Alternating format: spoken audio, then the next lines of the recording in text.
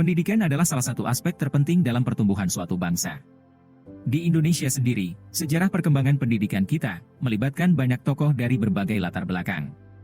Melalui inovasi dan perjuangan para tokoh itu, pendidikan di Indonesia secara bertahap dapat berkembang lebih maju dan merata. Namun sayangnya, kebanyakan orang hanya mengenal Ki Hajar Dewantara saja sebagai tokoh pendidikan Indonesia.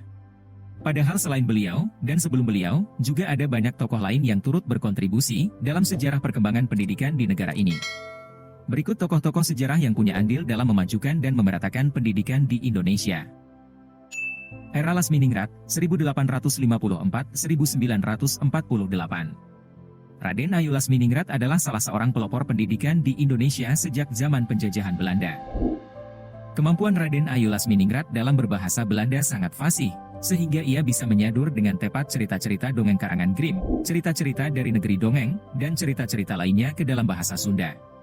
Tahun 1879, Lasminingrat mulai mendidik anak-anak melalui buku bacaan berbahasa Sunda, pendidikan moral, agama, ilmu alam, psikologi dan sosiologi.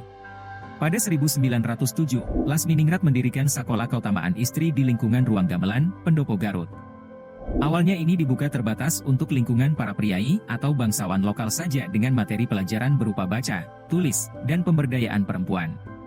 Selanjutnya tahun 1911, sekolah tersebut pindah ke Jalan Ranggalawe, dan sekolahnya berkembang hingga akhirnya mendapatkan pengesahan dari pemerintah Hindia Belanda pada 1913.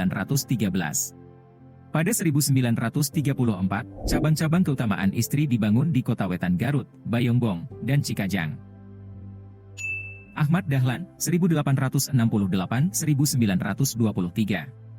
Kiai Haji Ahmad Dahlan, lahir dengan nama Muhammad Darwis, adalah seorang ulama besar bergelar pahlawan nasional Indonesia yang merupakan pendiri Muhammadiyah.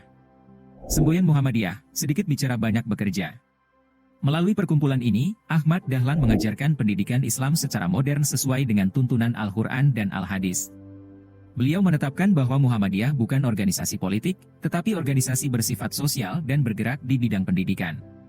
Untuk mencapai tujuannya itu, Muhammadiyah mendirikan sekolah-sekolah pendidikan agama Islam dengan memberikan mata pelajaran lain seperti halnya di sekolah-sekolah pemerintah kolonial. Sekolah yang dikembangkan oleh Muhammadiyah antara lain Sekolah Taman Kanak-Kanak, atau Bustanul Atfal, Sekolah His ataupun Mulo, Ibtidaiyah, atau Sekolah Dasar, Sanawiyah, atau Sekolah Lanjutan, Mu'allimin Mu'allimat, dan Kulliyatul Mubalighin, atau SPG Islam. Hasyim Asy'ari, 1871-1947. Kiai Haji Muhammad Hasyim Asy'ari adalah seorang ulama besar bergelar pahlawan nasional dan merupakan pendiri sekaligus Rais Akbar, pimpinan tertinggi pertama, organisasi Nahdlatul Ulama. Hasyim Asy'ari mendirikan pondok pesantren di Tebu Ireng di desa yang dipandang hitam atau buruk. Masyarakat Tebu Ireng pada saat itu mengalami perubahan nilai akibat penanaman tebu dengan sistem sewa, yang akhirnya melahirkan kebiasaan berjudi, mabuk-mabukan, perzinaan dan perampokan. Tebu Ireng kemudian menjadi pesantren terbesar dan terpenting di Tanah Jawa pada abad ke-20. Pesantren Tebu Ireng menjadi pusat pembaruan bagi pengajaran Islam tradisional di tahun 1900-an. Pesantren tersebut bukan hanya mengajar ilmu, tetapi juga pengetahuan umum ikut mengiringi pengajaran agama Islam. Para santri belajar membaca huruf Latin, menulis dan membaca buku-buku yang berisi pengetahuan umum, berorganisasi, dan berpidato. R.A. Kartini, 1879-1904. Raden Ajeng Kartini Joyo Adhiningrat adalah seorang tokoh emansipasi wanita Indonesia. Berasal dari keluarga bangsawan membuatnya memperoleh pendidikan di sekolah Belanda setingkat SD, sampai usia 12 tahun. Setelahnya, ia ingin melanjutkan pendidikan, tetapi perempuan Jawa saat itu dilarang mengenyam pendidikan tinggi dan harus dipingit. Aturan-aturan adat ini dirasakan Kartini telah membelenggu kaum wanita. Karena banyak membaca buku, koran, dan majalah Eropa, Kartini tertarik pada kemajuan perempuan Eropan. Dan mulailah Kartini berjuang untuk melepaskan kaum wanita dari belenggu adat agar dapat meningkatkan kedudukan dan derajatnya. Pemikiran Kartini tentang emansipasi tercermin dari surat-surat korespondensinya. Kartini menikah pada 1903 dan suaminya mendukung Kartini membuka sekolah gadis di Rembang. Sayangnya ia meninggal setahun kemudian. Kegigihan Kartini memicu didirikannya Yayasan Kartini yang kemudian mendirikan sekolah wanita di beberapa daerah. Dewi Sartika, 1884-1947. Raden Dewi Sartika adalah seorang advokat dan tokoh perintis pendidikan untuk kaum wanita yang telah diakui sebagai salah satu pahlawan nasional Indonesia. Meskipun bertentangan dengan adat, orang tuanya tetap menyekolahkan Dewi Sartika di sekolah Belanda. Pada 1904, ia mendirikan sekolah istri di Pendopo, Kabupaten Bandung, berkat dukungan dari kakeknya yang pada saat itu menjabat sebagai Bupati Bandung. Sekolah tersebut kemudian direlokasi ke Jalan Ciguriang dan berubah nama menjadi Sekolah Keutamaan Istri pada tahun 1910.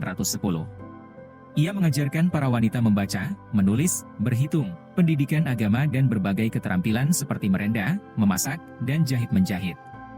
Pada tahun 1912, sudah ada 9 sekolah yang tersebar di seluruh Jawa Barat, lalu kemudian berkembang menjadi 1 sekolah tiap kota maupun kabupaten pada tahun 1920. Pada September 1929, sekolah tersebut berganti nama menjadi Sekolah Raden Dewi. Sekolah Raden Dewi berkembang dengan pesat dan dikelola oleh perempuan-perempuan Sunda yang memiliki cita-cita yang sama dengan Dewi Sartika. Rohana Kudus, 1884-1972. Rohana Kudus, atau Rohana Kudus, adalah wartawati pertama Indonesia dan seorang pahlawan nasional yang mendapat penghargaan Bintang Jasa Utama. Rohana sangat cerdas meski tidak mengenyam pendidikan formal dan hanya belajar dari orang-orang di sekitarnya dan dari berbagai bahan bacaannya. Rohana termasuk salah satu dari segelintir perempuan yang percaya bahwa diskriminasi terhadap perempuan, termasuk diskriminasi kesempatan untuk mendapat pendidikan, adalah tindakan semena-mena dan harus dilawan. Pada 1905, Rohana mendirikan Sekolah Gadis yang fokus mengajar keterampilan bagi anak perempuan. Pada 1911, Rohana mendirikan Sekolah Kerajinan Amai Setia, atau Sekolah Kas, di Koto Gadang, yang khusus mengajarkan berbagai keterampilan untuk wanita. Sekolah ini mendapat pengakuan resmi dari pemerintah Hindia Belanda pada 1915, dan menjadi pusat pengrajin untuk bekerja sama dengan pemerintah Belanda dalam penjualan karya mereka ke kota-kota besar dan luar negeri.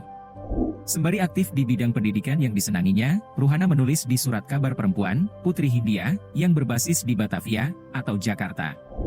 Ketika Putri Hindia dibredel pemerintah Hindia Belanda, Rohana berinisiatif mendirikan surat kabar baru bernama Sunting Melayu. Saat Belanda meningkatkan tekanan dan serangannya terhadap kaum pribumi, Rohana bahkan turut membantu pergerakan politik dengan tulisannya yang membakar semangat juang para pemuda. Rohana pun mempelopori berdirinya dapur umum dan badan sosial untuk membantu para gerilyawan. Ia pun mendapatkan penghargaan sebagai perintis pers Indonesia pada tahun 1987.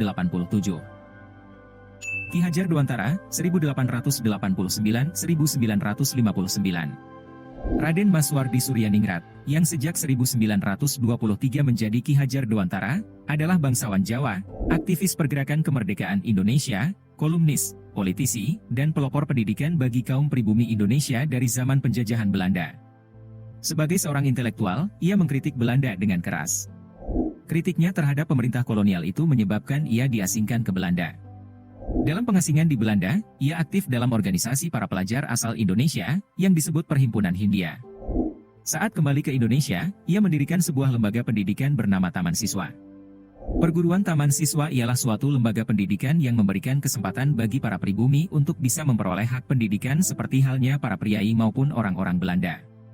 Dasar perguruan Taman Siswa adalah panca dharma yang meliputi kemerdekaan, kebangsaan, kemanusiaan, kebudayaan, dan kodrat alam. Pada tahun 1959 atas jasa-jasanya dalam mengembangkan pendidikan di Indonesia, Ki Hajar Dewantara dianugerahi gelar sebagai Bapak Pendidikan Nasional oleh Presiden Soekarno. Tanggal kelahirannya 2 Mei, sekarang diperingati di Indonesia sebagai Hari Pendidikan Nasional Indonesia. Itulah sebagian tokoh sejarah yang telah berjasa memajukan dan memeratakan pendidikan di Indonesia. Sekarang tugas kita adalah melanjutkan perjuangan mereka dan mendorong agar pendidikan di Indonesia semakin berkembang ke arah yang lebih baik.